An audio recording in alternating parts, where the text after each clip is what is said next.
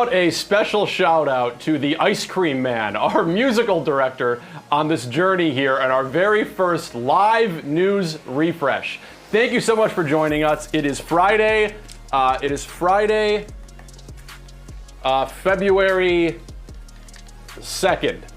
I got this from the MoMA. It's a perpetual calendar, so it's never wrong, except if you shake it, you tend to see it's okay. It's Friday, February 2nd. This is your news refresh live. We're so glad to have you here. My name is Greg Ott. I am your host through this journey of news. We've got an hour's worth of stuff that we're bringing you right now on Friday.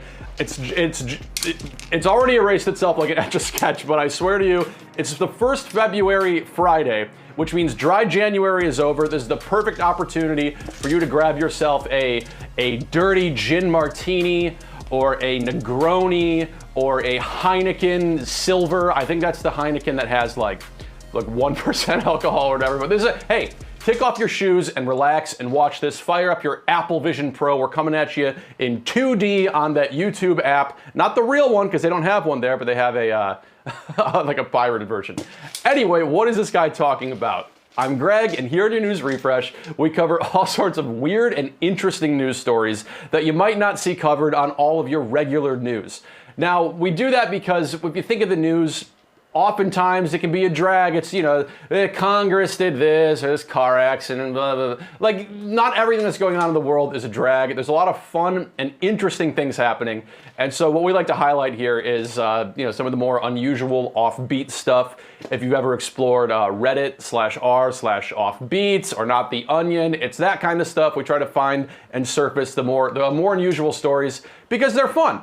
So I'm Greg. We come to you every day we put up videos.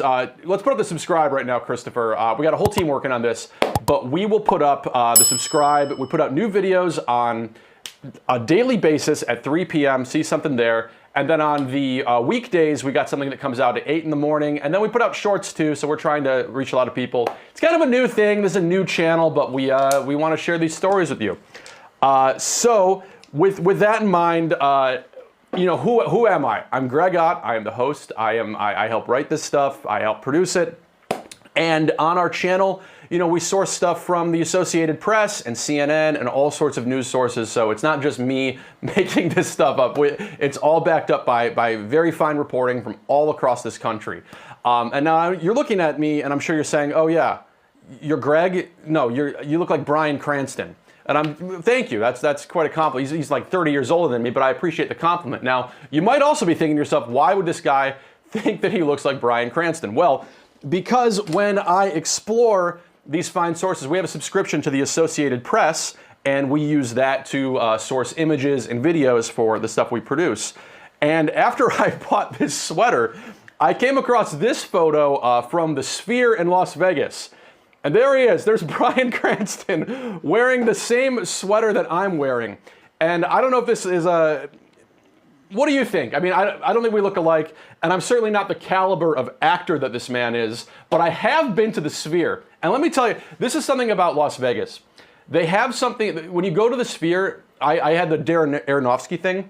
They try to get you to go to the Sphere experience. All the experience means is you wait in the lobby for the show to start for like an hour. The experience is just waiting around a lobby. It's not much of an experience, but let me tell you something. That Sphere is pretty cool. Anyway, you're watching a news show, presumably a news show. Why is this guy talking about his sweater like he's Mr. Rogers? Because this is a sweater. This is the same sweater, I think. And this kind of thing is in right now. It's a charming cardigan. You see that? It's got the little cardigan. And I'm going to bring up something from Pinterest Predicts. So Pinterest comes out with a list of its predictions on an annual basis of what it thinks are going to be some trends that all the little users have surfaced. They upload their little mood boards or whatever, and they pick out, oh, here's what we think is going to be popular this year. This year on the fashion trend list, they're calling it Eclectic Grandpa. Right there is that's one 2024 style inspo, Eclectic Grandpa. Now it's also known as Grandpa Core, as you can see right there, and it's about retro streetwear, chic cardigans. It's basically dressing up like the oldest man you can think of. Of course, high-waisted pants are in, big floppy pants are in these days. I'm sure the schminlap you put on your head or whatever, that's like part of this aesthetic. And it's a very fun niche aesthetic that I am inadvertently, frankly, blazing a trail on by wearing this cardigan that looks like a high-end tablecloth. And that's just grandpa core. This is just one thing for, you know, young people who want to look like a grandparent. But for the women out there, there's a new one that's also trending on TikTok right now. Check this out. The mob wife aesthetic. There's a bunch of women trying to look like mob wives. I mean, it's quite aspirational. They say that this aesthetic is mostly about, you know, you put on like a fake fur coat and some leather pants and you go sit in an Italian restaurant and wait for the red sauce to either appear on your plate or splattered all over you. So that's a little journey into the current world of fashion and into the types of stories that we cover here on your News Refresh. My editor flagged this Pinterest trends thing we're going to cover next week.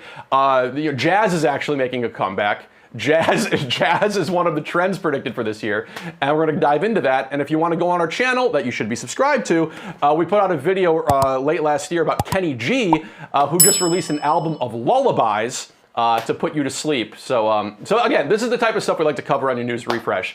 And our first story coming up here is actually quite the doozy. This is out of Indiana, and we're going to play some video from you right now. It's a body cam, and usually you think of body cam and it's not a good thing. This is pretty exciting. Watch this.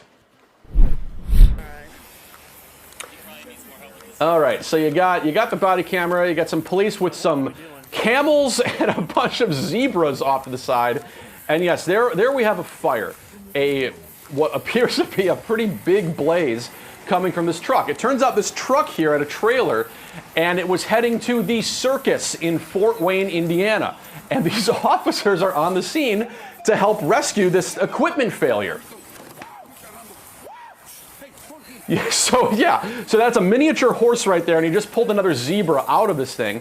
And our officer here is going inside of it, looking around with more cops, and lo and behold, yep, another zebra. So this is a rescue mission for a bunch of circus animals. And so they're going in there, they're pulling it all out. Our cop here is going to jump out in a second. He's on the ground, he's going to turn back and watch. They take the bull by the horns if the bull were a zebra, or if the zebra were a bull, and there he goes, all the way down. And then they rounded them all up. This just happened. This is pretty wild. It happened in the middle of the night. It was an equipment failure of the truck, and basically the cop drove by and saw it and called a bunch of people out there. And if you take a look, what they ended up doing was herding up all these wild animals, or domesticated in some sense, and they had a fun time with it. There's all these pictures of what happened next. They put them in pens on the side of the highway. There's some footage there of that. There's a bunch of zebras just hanging out. They had to close off the road so nobody's driving by and seeing the zebras. But look, the cops took all their selfies. There's like a straight up, there's Joe Camel and friends. They built these little pens on the side of the road. There's the camels crossing the road as if all these zebras. So yeah, this is all pretty crazy thing. But the good news is none of these animals were harmed. That right there. Talk about a bumble pick if I ever saw one. The cop, I don't know if he's married, but that's the kind of thing. If you're trying to date right now, that's the profile pick you want. That's the pick. Trust me, they're gonna swipe and go, oh, that's a lot of camels. So this all went down. There were 5 zebras. They're all fine. There were 4 camels. They're all fine, and 1 miniature horse. I'm putting on the miniature horse. Take a look at Arnold Schwarzenegger's biography. He has he likes to talk about his miniature horses in that. One of them is named Whiskey, but anytime you watch a Schwarzenegger video, I think in that the Netflix show, he's always got these miniature horses running around. I think it's pretty interesting, but yeah, I'm interested in, small equine creatures, I suppose. So we're bringing this to you because this is kind of interesting. Like I said, this is happening in Indiana, and this tractor trailer was going to Fort Wayne where there's a circus going on. And earlier this year, as we're going to show you right now, our News Refresh covered the story of the Ringling Brothers Barnum and Bailey Circus. That thing shut down a few years ago. The circus was like, we're done, even though that says the circus is back. Yeah, it returned, 100 years ago. But you think of the circus, it's, clowns hanging out, people doing tricks. But they also had all these animals in them. And so you had the elephants, the tigers, and all that stuff. And animal rights activists for years have been trying to get animals taken out of these shows, alleging animal abuse. Some elephants actually have died in these circus performance from, not this specific one, but they've died in the custody of some of these circuses. And so they got rid of the elephants. The show ended up closing because of bad ticket sales. And last year they brought them back. And when the show returned, they were without animals. They had stuff like this, like some guy who was trained on a bike held up horizontally. Some people flinging themselves around up there. It's basically a showcase of stunts and cool acrobatics. There's people swinging around. Juggling, of course, trademark. So that's what the Ringling Brothers Barnum and Bailey circus is these days. It's no more elephants and animals and such. And so these camels and these zebras, by the way, I don't know what they're doing at the circus, that they're part of a circus that's still going on, but it's kind of an antiquated notion because, yes, if you go to Fort Wayne to see the circus, you might be able to see these animals when you show up. But in a lot of broader circus contexts, you might not see them because we're not really parading these animals around anymore. I also want to say this. When you think of like a circus with you're watching some acrobats and stuff, those people work incredibly hard. I used to work on a cruise ship, and please keep watching. That is not the point in which you need to turn off. But I worked on a cruise ship, and I got to know the circus and stunt performers. There's a man called Darren Dizzy Partridge. Look him up. He had a great show. He and his wife.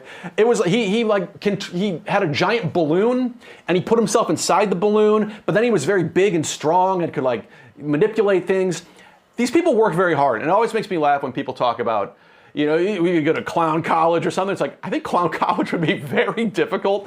Based on the schedule these types of performers have, they wake up very early. They keep their bodies in very good shape. They have to be very precise. To walk a tightrope is very, very difficult. So anyway, the people work really hard.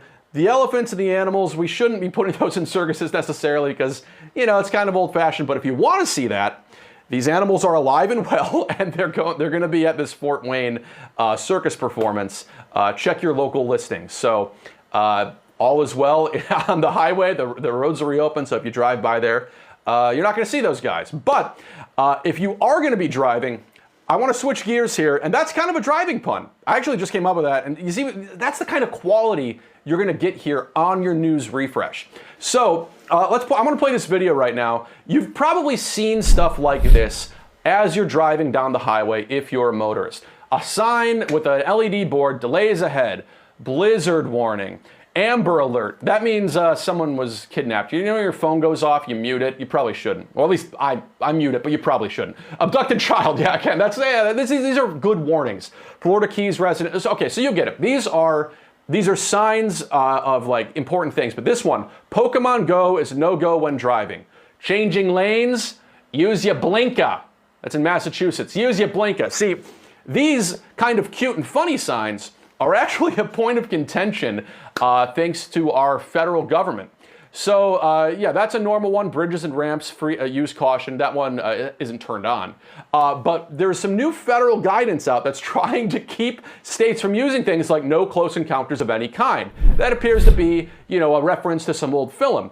And right here in the manual on uniform traffic control devices, this federal guidance is telling all of these highway, organizations in states, when you're making these messages with obscure or secondary meanings such as popular culture references, unconventional sign legend syntax, or that are intended to be humorous, should not be used as they might be misunderstood or only understood by a limited segment of road users and require greater time to process and understand. They've done all sorts of studies on this thing. This isn't just them going, hey, that sign wasn't funny. This is one study that looked at how drivers respond to things like, may the 4th be with you, text I will not, which is some sort of Star Wars reference. These results provide evidence that drivers find non-traditional safety messages as effective, and specific messages are more effective than others.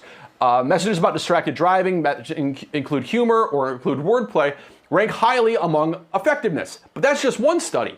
In this other study, they pretty much found the opposite. and they concluded, in behavioral traffic, whatever, excessively humorous BTS messages, that's the type of screen, may entertain drivers without getting them to understand and accept the safety topic being presented. Translation: they think you're not gonna get it. Negative appeal messages that utilize parodies or shame certain users may be considered offensive and bad taste. So some people think these are offending them, these goofy signs, and the recommendation in this report do not include humor, wit, or pop culture references. So this is, we posted a video about this, and again, all these videos we're watching now, you go onto our YouTube page, please subscribe, and we go a little more in depth into like the you know, each little nitty gritty piece of this. We're adding a little bit of context in this live stream. And look at that, there's a little button for you. This video went crazy. This is our biggest video to date. Tens of thousands of people watched it, and they left all sorts of comments weighing in on what the federal government is trying to tell people about these signs. Let's look at some of these comments right now, and I swear they're real. You can go on the comments page. You can see these. Sounds like a challenge for more sophisticated wordplay, says one guy. Aren't there more important issues for the government than some funny highway signs? Sam TV says. Signs with humor get a driver's response. Boring signs get ignored, says Bob Rogers. So let me get this straight. Traffic message signs are bad if they distract drivers, yet advertising billboards with the purpose of distracting drivers are okay.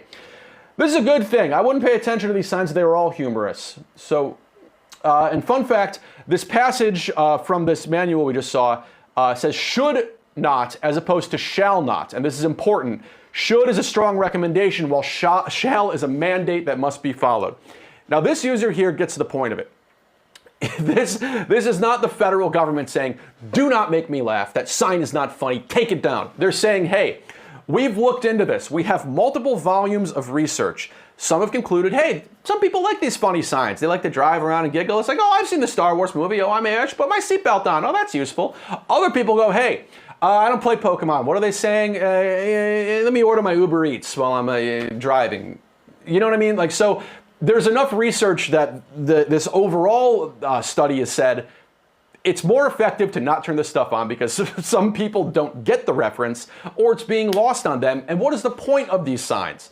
The point of these signs is to put up there, again, hey, your daughter was kidnapped. Call this phone number or take a look at this license plate.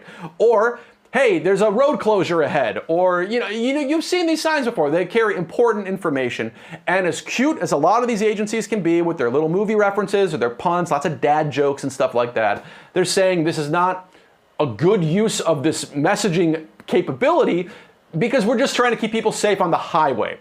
You can just, as you can see, the users are pretty divided. Many people, kind of railing against the government about this one, but it's just an issue of safety, what it comes down to. And so it's just the guidance. It's not a mandate, but yes, the government is urging places not to put goofy signs up. Now this is I'm calling this a segue. This is like a really nice segue. The Segway, by the way, was once the future of transportation, invented by Dean Kamen, and it ended up just being something that they, ride around at Disney World or whatever. As a segue, we're going to take you to Las Vegas, Nevada, where Mr. Cranston was wearing that fine little charming cardigan that I appear to have ripped off. Take a look at this footage here. You might recognize this if you've ever been to Las Vegas. Yep, it's a. Do you know what this is? It's beautiful. This is pretty as it gets. This is the pedestrian walkway.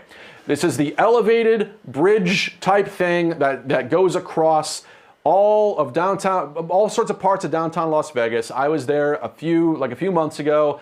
It certainly gets the job done. What does it do? It gets you from the Flamingo over to Bellagio, but then you got to go down the sidewalk. Man, it sucks getting around Las Vegas. It's very annoying. But what this is only meant for pedestrians moving around. And much like the highway guidance we just talked about, this is a different kind of a guidance that was just put out by the county in which Las Vegas is inside of. Take a look at this guidance that we've got right now. There's Mr. Presley, Austin Butler himself. Pedestrian bridge designs did not include uses beyond pedestrian traffic crossing from one side to the other. The parameters included that pedestrians would not stop, stand, or congregate other than for accidental fleeting viewing of the Las Vegas Strip. So they don't want you to stand or look at anything from this bridge. Okay, who cares, right? Well, there's a new rule in place if you were to do this. If you want to stand on this bridge, I've got some bad news for you. You could be punished by imprisonment in the county jail for 6 months or fined $1,000 or both. You stand on that bridge, you can get a $1,000 fine or go to jail. They can create conditions that foment disorder, which in turn lead to crime and serious safety issues. This document goes on to cite on these bridges, 6% of all linear feet of public sidewalks are made available, but the calls to these bridges make up more than twice the number of service calls for disorderly conduct. And then in addition to the disproportional call volume, they create a unique opportunity for criminal disorder. They don't want you hanging around the bridge. If you ever watched Sunny in Philadelphia, you know, you got these Frank Reynolds characters hanging out of the bridge. It sounds cool, but they don't want you hanging out on the bridge. This is another one that when we posted it, it got a pretty big response, and people in the comments were not terribly pleased with this notion of being told you can't go on the bridge. They haven't figured out how to monetize looking at stuff yet, one person wrote. This is America. You don't tell me what to do on a public bridge, all caps. They say just taking a selfie is not against their law. We'll come back to that. Stupid law. When was the last time you used one of these Las Vegas bridges? How familiar are you with the conditions? Do you even know what problems are trying to be solved by this law? So those last few get to an interesting point. So no, yeah, you can take a selfie on the bridge. The police came out and clarified, look, yes, we're not going to throw you in the clink if you want to take a picture of a fake Eiffel Tower. You're fine to do that. But what this is, what they're saying is these bridges were not designed for anything other than people moving around. And it's not about bottlenecks. The city is asserting that it's leading to conditions that create more crime. Now, obviously, this seems preposterous, and critics of this entire thing are pretty unhappy about it. They say it's going to, target the homeless or people who are, stationed on the bridge or street performers. The ACLU in Las Vegas, and we have our video on elsewhere on the channel goes into this. They say the Supreme Court has found a sidewalk, which is what one of these public bridges technically falls under the category of, is a public space. And so you're the public. You are John Q. Public. I am Greg O. Public. We're allowed to go on these bridges. And so a rule like this creates a problem. But what Las Vegas is trying to get at is, well, there's a disproportionate amount of crime that goes on here, blah, blah, blah, blah, blah. So it's between this and the highway thing, I think it's a very interesting parallel because you have these two stories of different governing bodies essentially going, hey, we've come up with some well-meaning rules to try to make things a little bit safer. And if you saw it from these all comments and reactions, it's easy to have a knee-jerk thing and go, whoa, whoa, whoa, whoa, whoa, what are you doing? And it's like, there is a little bit of science or study behind this stuff, even though it might seem pretty ridiculous. And who knows where the law is going to go. As of right now, I just looked it up, and apparently nothing is changing. They were putting up signs, not those LED signs, but like signs on the Las Vegas Strip in and around those walkways, because it also applies to the area around like the escalators and such. It's like a 20 feet radius or something. So the rule, as far as I know, is still in effect. And it's also funny because they just had the Formula One or the F1 Las Vegas thing there. I think that's what it was. But they put up all of these black tarps over the fencing on these bridges so that nobody could possibly look down unless you'd had a ticket to this F1 thing. So not only is this specific story kind of complicated in that, oh, why am I being told I can't use a bridge? It's like, oh, and by the way, when there's like a big commercial interest going down here, we don't want anybody taking a free peek at the show, which you could probably watch on streaming anyway. But people pay good money for this stuff, and I don't know. That's Las Vegas. Like I said, Cranston's got my sweater there. I'm going there in a few weeks. And here's the thing about Las Vegas. You have all of these. Las Vegas is like a destination, but the destination is places that aren't Las Vegas. You have the fake Eiffel Tower, you got the Pyramid, you got New York, New York. The restaurants I want to go to, Peter Luger Steakhouse, which is down the street, or Bavette's, which is in Chicago. So you go to Las Vegas to leave Las Vegas. Anyway, I'm not a big Vegas guy, but I am a big Chicago guy. I lived there for 10 years, and I'm going to actually bring you some footage right now that has to do with Chicago. Watch this. I think you're going to be very impressed by what you're about to see. Isn't that beautiful? Those are bed bugs. Yeah, you ever seen those before? I hope not. At least not in your house. Look at this B-roll. This man put a bed bug on his body. Can you imagine? Like man, I think circus performers are impressive. Like this is more impressive. You're putting a bed bug on your arm, you maniac. What is wrong with you? Okay, I'm not just trying to gross you out. I'm showing you this bed bug footage in conjunction with Chicago because the good friends at Orkin have just come out with their biggest bed bug cities in America list. And once again, for several years in a row, the number one winner has been Chicago, followed by here, New York, Philadelphia, Cleveland, Los Angeles. Chicago, Illinois is our nation's preeminent bed bug city. So how do they come up with this? So they just wake up one day and they're like, wow, what the hell? No, they base this on the number of commercial and residential treatments that Orkin has to carry out in Chicago. So, they go around, they figure out how many of their servicemen are covered in open sores or whatever. And they're like, okay, yeah, it's Chicago, then New York. This makes me very happy as a former Chicagoan who's in New York, because at least I know we're not the worst, even though I know they're everywhere. I've seen the tents and all that stuff. But it's a very dubious honor because Chicago has been the bed bug capital of America for quite some time, according to Orkin. But it's not just Chicago. Paris is dealing with this. It's like a worldwide scourge. In our other video, which you can watch, we go over some of the statistics about how bed bugs are everywhere. But like Paris is dealing with this ahead of the Olympics coming up. But it's not just bed bugs in Chicago. Play this footage here, because Chicago, just to be clear, Chicago is an excellent city. I'm not just talking about Bavettes. The theater scene is okay, but here, look at this. You got the river right there. You got Mr. Trump Tower. That bridge, I used to take that bridge on the way to work when I was late because I missed my bus, and it's gorgeous. Chicago's got everything, including these guys. Those are rats. Those are dirty, disgusting rats. Rats are everywhere. And Chicago, Illinois is not just the bed buggiest city in the United States. According to Orkin, according to their other list that they released at the end of last year, they are also the nation's most rat-infested city in America. Yes, if you want to go to Chicago, take a look at the rundown. We have the most rats and the most bed bugs in Chicago, Illinois. Chicago is followed by LA, New York, Washington, D.C., San Francisco. My wife would probably argue about New York. She would put that at number one. When we're coming home from Trader Joe's, we always use the other side of the sidewalk because there's a rat colony near a $4 million brownstone. So anyway, all of this is very, the methodology here was all similar. It was based on the number of rat treatments. In the video we posted about the rat treatment from a while ago, it goes into, Chicago's trying to deal with this thing. They've had to put aside like $1 million to deal with this. There's a very specific type of rat. I believe it's the Norway rat or Norwegian rat, which breeds like crazy. When people talk about multiplying like rabbits, try multiplying like rats. These things are everywhere. They're like Taylor Swift fans. Strike that from the record. Taylor, I cannot be a target. Don't make me a target. She's great. John Mayer's better, but she's great. So that's not the only rat-related thing going on in Chicagoland these days right now, though, because you might have seen this from like December. These photos went viral. That right there is the Chicago rat hole. It is a rat-shaped hole in Roscoe Village. I think that's the neighborhood. And look at it. People are throwing loose change and estrogen pills inside of this thing.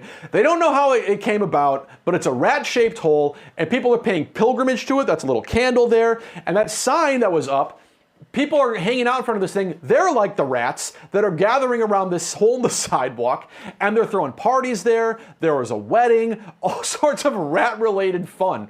And they think that this thing came about because either like a rat or a squirrel had been caught in the concrete or something. And I don't know how you got rid of it. Some construction worker just picked up the rat, threw it away, and was like, it's fine.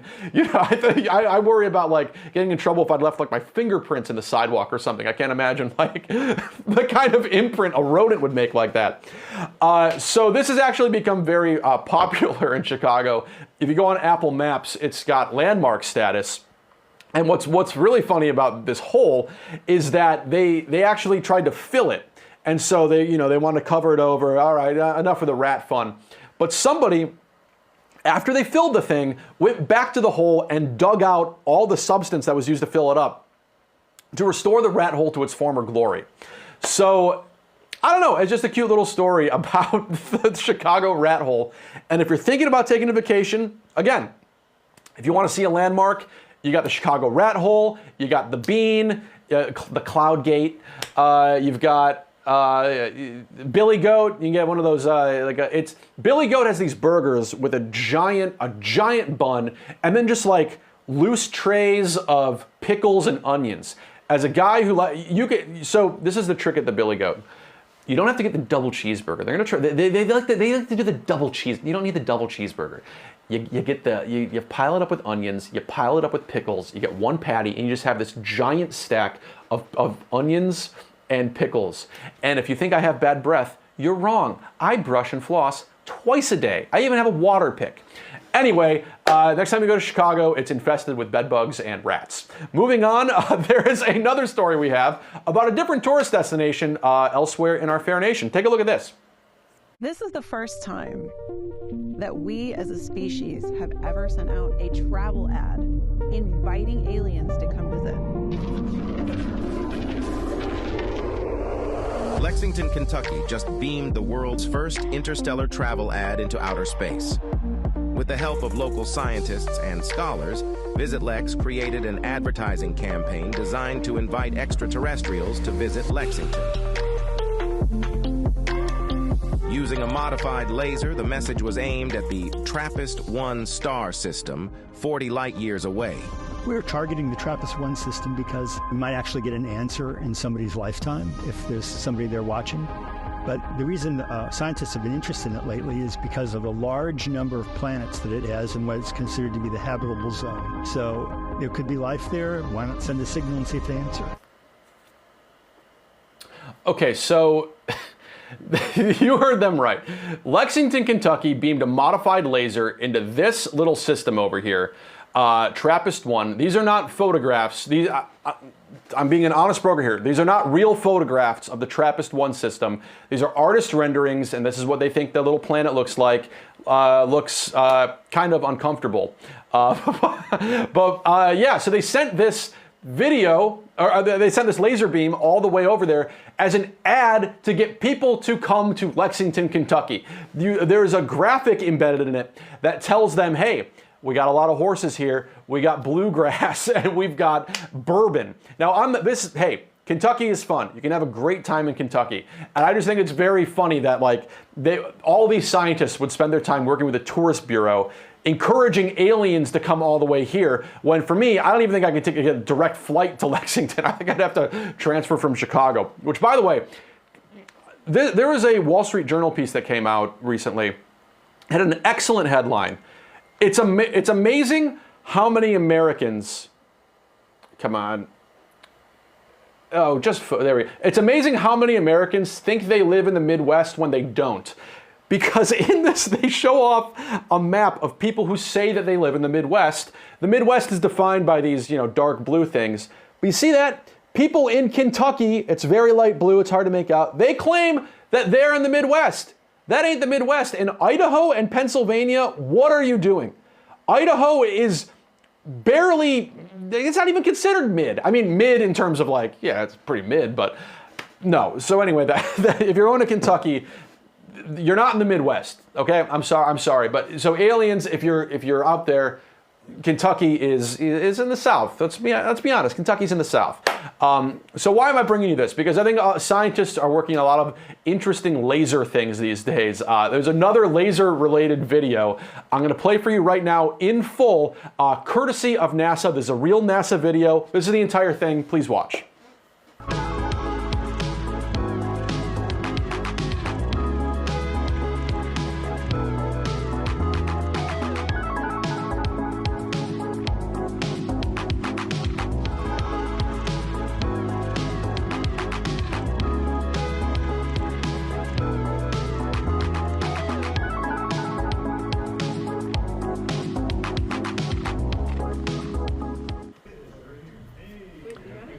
Yeah, NASA made a cat meme video. That is a cat called Taters, and it belongs to one of the scientists at the Jet Propulsion Laboratory out in Caltech. And that video was of a cat chasing around a laser because they were demonstrating another laser as part of a spacecraft that's way out near Mars or something. And what they were trying to demonstrate was how to broadcast a high-definition video signal over a laser. And they have a receiver set up at this Caltech facility, and this is the video they use to deliver the laser. Incredibly high definition. The bit rate of the transmission and the quality of the video was better than most internet connections we have here in the USA. So whatever phone you're watching me on right now in your toilet was not as good of a video connection as this was from outer space of a cat over to this Caltech lab via laser. It's kind of impressive. Now, why are they doing this? Well, NASA wants to test out the ability to transfer high amounts of information and high definition video. They say that, as they prepare for a lot of these missions that are coming up, you have the Artemis 2, which is the old lunar flyby. That's where they go to the moon, but they don't quite stop. They just drive around it. And then Artemis 3 is going to be, I think, in 2026, but the date keeps shifting. They want to actually land humans on the moon again to walk around. And by the way, they walk around, there's 96 bags of human excrement on the moon. You would think that they would just, send it off into space, let TRAPPIST-1 deal with it. No, Neil and Buzz and everyone, they literally left their stuff lying around on the moon. So watch your step. All those, those very famous moon prints. Watch your step because there's 96 bags of human waste on the moon. So anyway, these two stories are very fun because I always think of those, it's old, but there's stereotypes of what's that computer guy doing? It's like scientists are very interesting and they do very interesting work. And it's fun seeing an application like this of scientists beaming a tourist message out into some crazy solar system, and then other scientists playing with a cat video to demonstrate a very important technology so that in the future, on the way to this lunar flyby, our astronauts, can enjoy, some House of Cards or something to stream that show. Because, Kevin Spacey, he's really making a comeback these days. I think you can see him at a Comic-Con this month. So if you want to talk to Mr. Spacey, go get his autograph. Why not? Maybe he needs to put out more of those Christmas videos. This year he did Tucker Carlson. No. He needs to do the weird ones, the vaguely intimidating Kevin Spacey videos. That to me is the ultimate Christmas gift. I know my wife is watching. I have some family members watching. If you want to get me a gift, get me one of these Kevin Spacey videos, a really good one. And by the way, my wife texted me. My wife texted me in the middle of this live stream, came up, said it was a weird lie that I said I have a water pick. I do. It is a Quip water flosser. It is. I would go get it, but I'm connected to a microphone. It is not very good. I prefer the regular floss, but a water pick is a brand, but it's a water flosser. It's essentially the same thing. Christy, if you're watching this, go in the bathroom. It's right there. It might be on the other shelf, but I have two replacement, things. So I have one. No, she's laughing. Good. I hope you're laughing. And by the way, I hope you're enjoying this. This is, again, our first time doing this, and it's a silly live stream with lots of silly stories that actually have some interesting implications in our real world. It's fun, so let's throw the subscribe up there. If you're still watching, subscribe to the channel. We're going to be doing this more often, and we're putting out videos every single day. Again, 3 p.m., you get one drop. 8 a.m. on the weekdays, and then at 6 p.m., if we're not going live, we have YouTube Shorts dropping. So, moving on from Kentucky, we have some more aliens that have been in the news. Aliens are very popular these days, and I want to show you some very surprising footage. Look at this. Okay, that's beautiful. We got a nice little dress there, a little headpiece that looks like a claw or one of those weapons in Halo or something. Yep, this is quite the scene. So we're looking at footage out of security that apprehended these things in transit. There's in their full regalia, I suppose. So what are we looking at here? They X-rayed these things. Well, it turns out these are dolls. These are just little, dolls, and they are made out of animal bones and paper mache and all sorts of stuff. They're not really. Look at it. They're holding it by the neck. So why am I showing you this? Because take a look at this other video. You might remember this from last fall. These are very similar looking to the things this journalist here presented before the Mexican Congress. There's a little unboxing, and ooh, look at these little alien mummies. That's what he said they were, or purported them to be. They are supposedly alien mummies or non-human entities that have been mummified over the years, and they presented them in this fine little coffin. Two of them, his and hers, I suppose. And this was a big deal last year because this was going on in the middle of all of these hearings about UFOs and UAPs in the United States of America, where I am currently a resident. They had all of these whistleblowers come forward because Congress is taking more of an interest into UAPs and UFOs, which are not the same thing as aliens, but they are things that our military are detecting on all sorts of radars and crazy sensors and stuff. And they can't explain where these things are coming from. And so our Congress and the Mexican Congress here is looking into what's going on with UAPs. So as part of this presentation, our man in Mexico brought these little alien mummies, supposedly, before them and said, hey, check these things out. He said they have eggs growing inside of them. I mean, alien eggs? It sounds, put that on your Rooty Tooty Fresh and Fruity, you know what I mean? You crack open a couple of alien eggs next to your sausage links and your pancakes, but they're not real. So in these two cases, they've not said that the aliens we saw before in the dresses or whatever, they didn't say those are the same things we saw before the Mexican Congress, but they bear a striking resemblance. And the journalist who presented this stuff before the Mexican Congress has also gotten in trouble before for making fake alien bodies, for telling people, hey, this is a real alien. And it's like, no, it's not. We did an X-ray on this. This is made of like a dog bone and glue. Like, it's all fake. And he also got in trouble. You can find this elsewhere on the internet, but like there's a blog where it's like, he also took something that was like similar looking, and it was actually like an actual mummy of a child, but it was like very, very old. It's very sad and very dark, and I really don't want to go down a dark path, but I just love looking at this footage of the supposed Mexican alien mummies every time they come up because it always makes me laugh. And you can choose to believe whatever you want, right? These scientists and experts have done forensic analysis on the ones they caught in transit and said these things are fake. But hey, if you want to believe these things are real as rain, that's up to you. Now, speaking of make-believe and things that are not super real, I want to show you some real footage that just went down in Minnesota.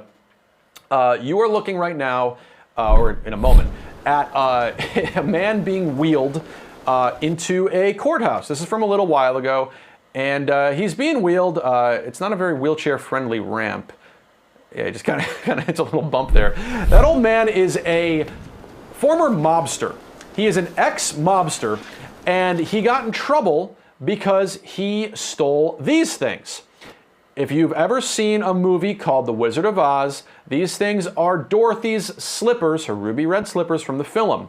And they actually play a major plot point in the film. The shoes are like integral to the movie. So this guy went to the Judy Garland Museum a few years back and swiped the things because he was convinced by an ex-mob associate that these things were worth $1 million. Now they were worth $1 million because they're a piece of film memorabilia. They're from a very famous movie. The FBI said that there was that was what they were appraised at, and an independent appraisal said they were worth up to $3 million. There's only 4 pairs of these shoes known in existence, I believe. This was just happened to be one of them. I don't know, somebody's wearing the other 3 or something. But the guy stole these not because they were famous from The Wizard of Oz. He stole them because he thought the ruby red slippers were covered in real jewels. He thought those were real jewels on there. They're not. They're like glass sequin beads or something. They're not real jewels.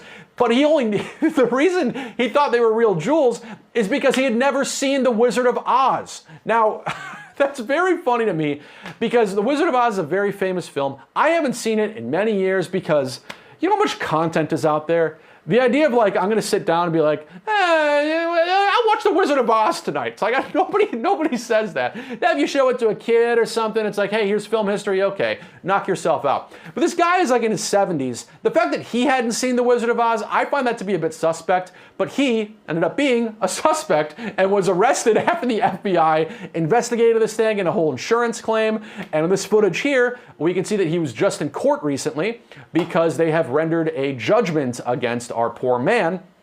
And it turns out that, as you can see, you know, he's being wheeled out of the courthouse or whatever.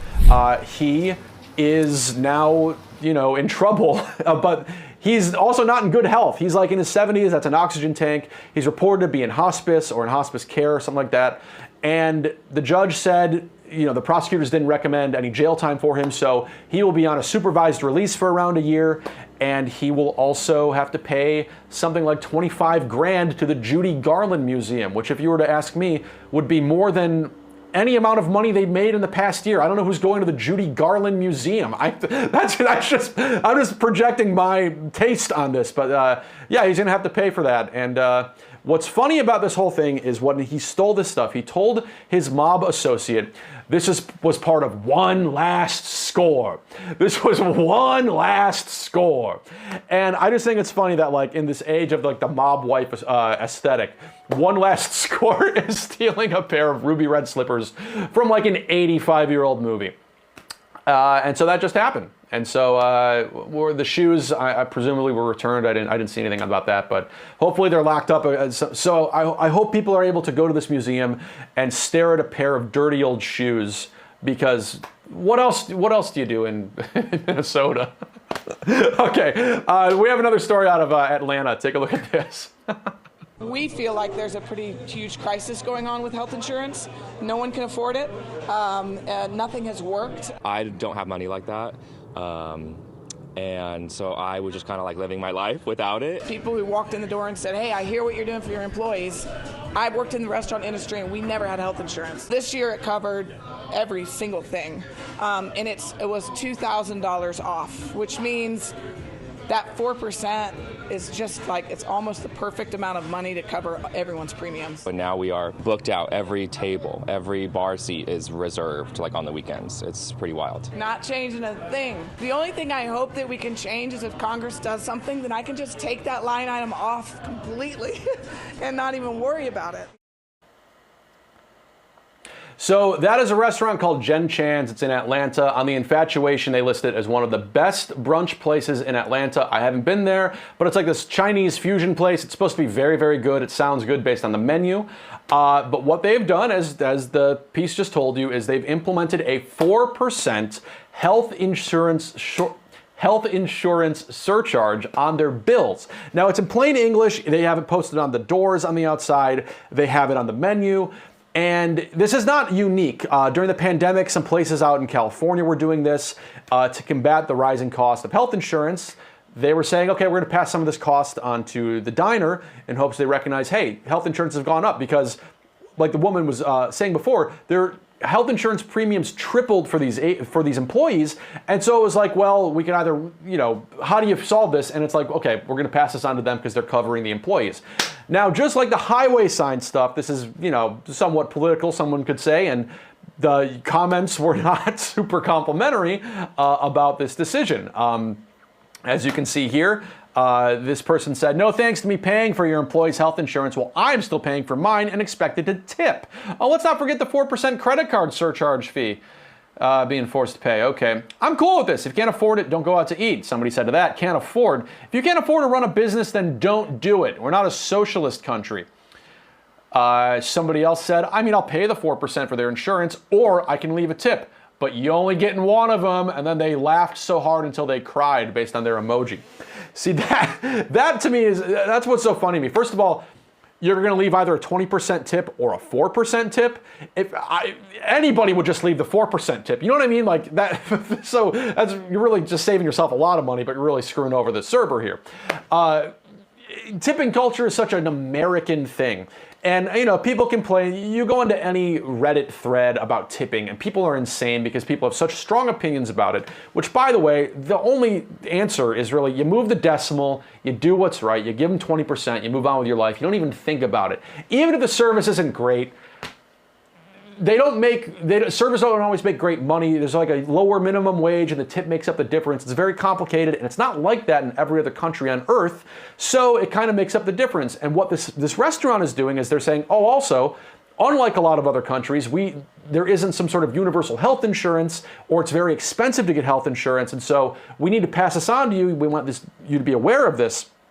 And in terms of the people's response to this, I would say, do you want a waiter who is sick, who couldn't go to the doctor to be bringing you food? Like, if this guy's got the whooping cough, do you want the chef to be, I can't take a day off, I don't have the insurance?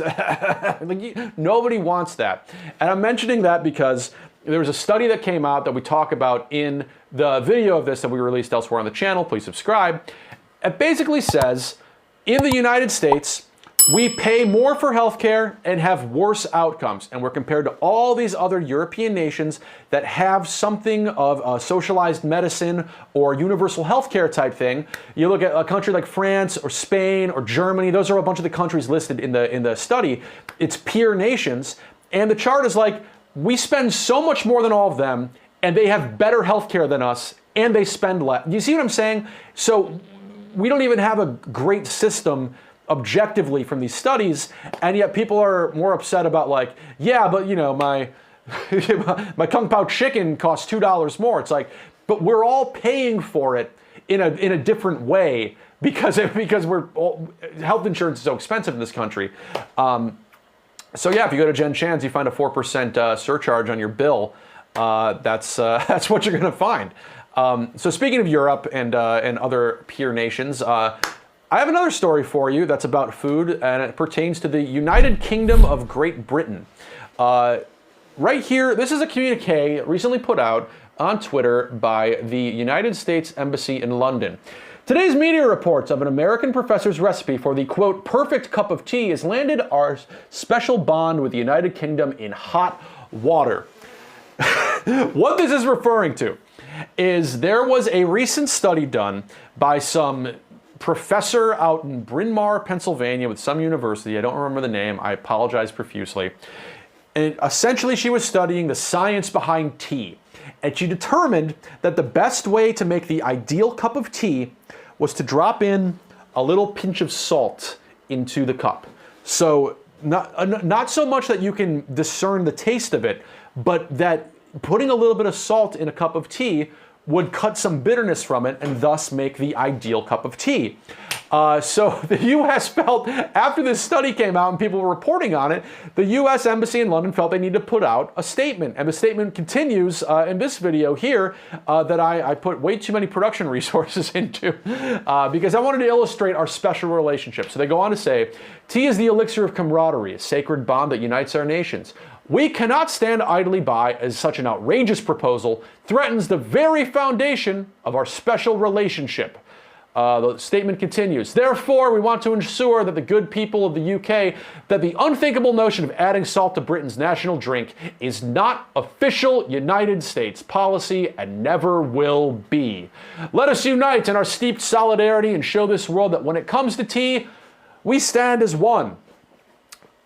That's the U.S. Embassy in London, and a funny little cheeky statement, but they concluded the statement by saying the only way to make tea is by throwing it in the microwave, which is very funny.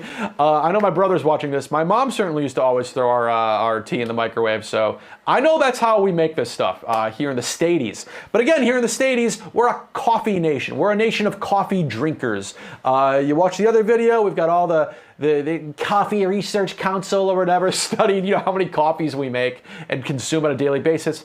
Way more than tea. Because here's the thing about coffee, it contains flavor. Unless you go to Starbucks, but everywhere else it contains flavor. So anyway, the UK, the United Kingdom, our allies in the UK could not let this study stand. And so the UK, one of their embassies, released this statement on Twitter and elsewhere, presumably. They said, in response to the statement put out by the U.S. Embassy in the UK, we appreciate our special relationship. However, we must disagree wholeheartedly. Tea can only be made using a kettle. But they didn't stop there. In this next video, another embassy, another British embassy in Washington, they put out a whole video statement, which we're seeing right now. And in this video statement, they demonstrated just exactly how far they're willing to go to make their tea and how important it is to them. You don't need a microwave to make a cup of tea. All you need is a naked flame, tea bag, sugar. Not using a microwave, use a kettle, leave your tea bag to brew, then you just add milk. There you are, proper British cup of tea. Making tea at altitude is complex, as water boils at quite a different temperature. Thanks. However, through adversity, we produce quite a palatable product for the enjoyment and education of our delightful US hosts. Chin chin. Chin chin, chin chin. That makes me, why do people say chin chin? I don't know. So it's a funny little tit for tat back and forth, a diplomatic brouhaha, you could say. And it's a funny, the study is goofy. The recommendation, sure, I'll try it. Again, I'm more of a coffee guy. But you think of politics and diplomacy and all, I just got a notification about what's going on in the Middle East and all this, and it's like, it's such a complicated world we live in, and it's fun to see governments not take themselves too seriously. And this is a great example of, like, they can lobby barbs back and forth that are about their unique cultures, their unique approaches to them, all in good taste. Though, if you want good taste, I'm telling you, don't drink tea. Okay, now that we've had a moment of levity, we've all had a little bit of a laugh, I'd like to present some more sunny, cheerful information in this little piece.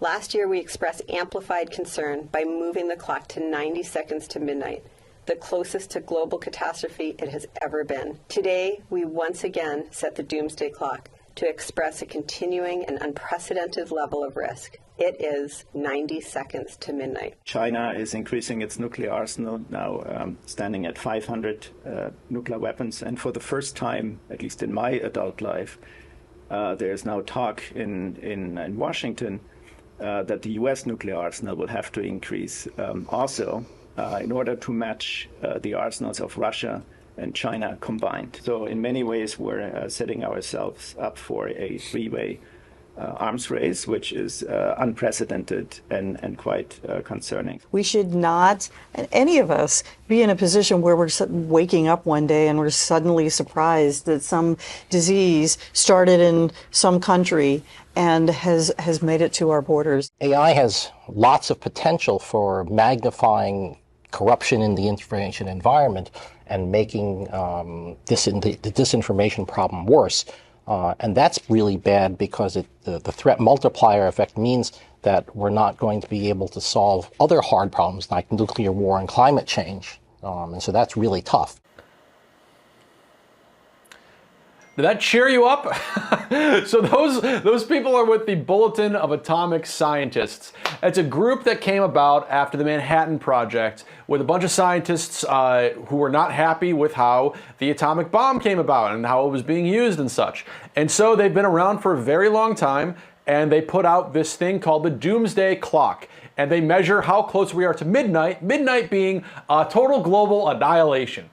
And they measure it by, like they were saying a moment ago, what is the risk going on in the world of like nuclear proliferation, but these days also climate change and biotech and biological weapons and bio whatever and artificial intelligence now. And so last year they set the clock to 90 seconds to midnight, which means that's how close we are to this annihilation in their estimate. That was the closest this clock had ever been set in the history of the clock. Of all the clocks, this was the closest. And this year, the clock did not change, but it remains at 90 seconds to midnight, as the woman suggested before, because of the conflict in the Middle East, and there's so many different things. Nuclear weapons, as a guy was saying, there's like more of them like being worked on now than ever before. In my opinion, that's not good. Nuclear weapons seem painful, and I would not want to be in the blast zone of one of those. Like I said, this thing has volleyed back and forth for a long time. They set it back around the time of the Cold War ending, then it leaked forward, and so it's kind of gone back and forth for years, but it's ever so closer to a bad time, or at least a bad weekend, if one of these things were to go off. And one person who you might recognize is has an idea for how to possibly stave off this type of global annihilation. This man right here. Vote. If nothing else, take the environment into account when you vote. You can hate me, you can hate all of us people of my ancestry and upbringing. You can hate me, fine, knock yourselves out. But the world's climate is changing because of human activity. Yeah, so Bill Nye the Science Guy desperately wants you to hate him and his ancestors because of climate change. And so he's an advocate for that, of course. And yeah, he's with the scientists. Everybody likes taking these pictures, standing by the clock. It's a fun picture. Look how, oh, yeah, someone was at 5:30. Like these are very good pictures, and it's also not an entire clock. I don't understand that. It's like a quarter of a clock. I don't know. I'm not really a clock guy, so that's on them. But why am I telling you all this? Because if you go to the FAQ section of this Bulletin of Atomic Scientists, this isn't about just fear-mongering, I'm not trying to ruin your dinner reservation tonight. It's that they want people to be having conversations about these types of topics that are pretty serious. Yeah, nuclear weapons, oh yeah, that sounds bad. Yes, they're bad. They seem painful. So they just want people to stoke conversations. It's a very bold way of going. It's fun. If you work in the news, they do this every year. They do this little parade where they put out the clock and they go, it's 90 seconds to midnight, and they spook you. And we're talking about it, or at least I'm talking about it, and I'm talking about it with you. Because as we're wrapping up, I showed you this before. This is, oh geez. Hold on, I gotta go all the way to the top here. So today is February 2nd, it's Groundhog Day, and it is my brother-in-law, Kevin's birthday. Happy birthday, Kevin. It's Kevin Forsh's birthday. But yesterday was February 1st. Oh, God. Okay. Oh, it's my brother Phil's birthday coming up too. Anyway, February 1st is the first anniversary of the Chinese spy balloon. You remember the Chinese spy balloon? That fun day was like up there. They shot it down. It was fun. That was an anniversary that we should be, discussing. And I'm talking about this because as we're wrapping up, I have another story that I'm working on that'll come out next week about another alleged Chinese spy. That would be this right here. Indian police clear a suspected Chinese spy pigeon after late months in bird lockup. Yes, there was a bird in jail in India, a bird jail, that was suspected of being some sort of a suspected Chinese spy pigeon. Turns out the pigeon was an open water racing bird from Taiwan. Well, it's good that there's no conflict possibly going on in Taiwan. So that's a fun little sunny note to end our broadcast on. Once again, my name is Greg Ott. I'm the host of your News Refresh. You can check us out. Please subscribe. New videos on weekdays at 3 p.m. And every other day, or I'm sorry, weekdays. No, I mean, they all come out at 3 p.m., but there's also ones at 8 a.m. on the weekdays. And then we have shorts come out at 6 p.m. and we do this on occasion. I want to thank my entire crew who helped put this together. We got Nicole, we got Tom, we got Christopher, we got Chase, we got Socrates watching. We got Drew who edits this stuff. He's incredible.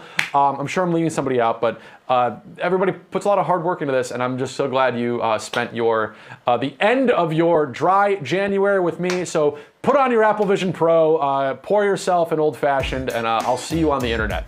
Have a good one.